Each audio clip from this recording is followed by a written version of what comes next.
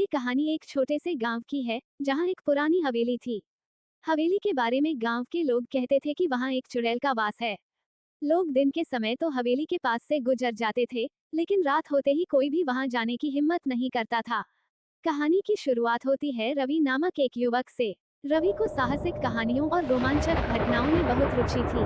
उसने गांव के बुजुर्गों से हवेली की भूतिया कहानियां सुनी थी और वो सत्यता जानने के लिए उत्सुक था। एक दिन रवि ने ठान लिया कि वो उस हवेली में रात बिताएगा और सच्चाई का पता लगाएगा। रवि ने अपनी योजना अपने दोस्तों को बताई, लेकिन सभी ने उसे ऐसा करने से मना किया। बावजूद इसके, रवि अपनी जिद पर अड़ा रहा। एक रात वह अपने साथ एक टॉर्च, एक माचिस और कुछ खाने पीने का सामान लेकर हवेली पहुंच गया।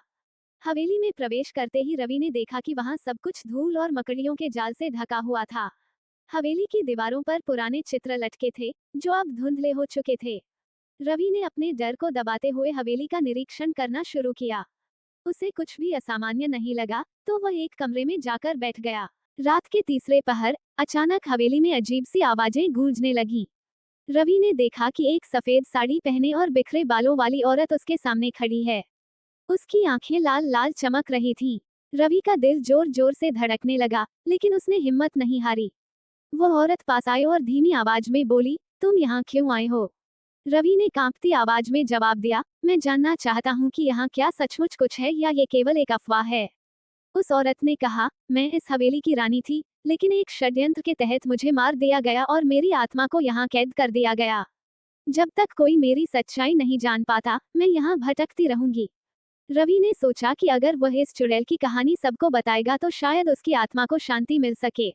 उसने औरत से पूछा कि वो उसकी मदद कैसे कर सकता है।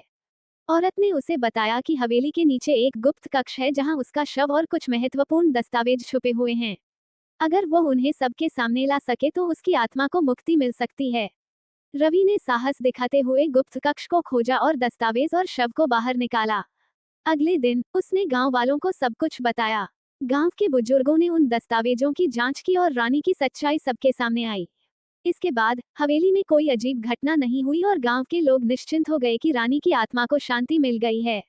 रवि को उसके साहस के लिए सभी ने सराहा और हवेली एक बार फिर से गांव का हिस्सा बन गई, लेकिन अब बिना किसी भूतिया डर के।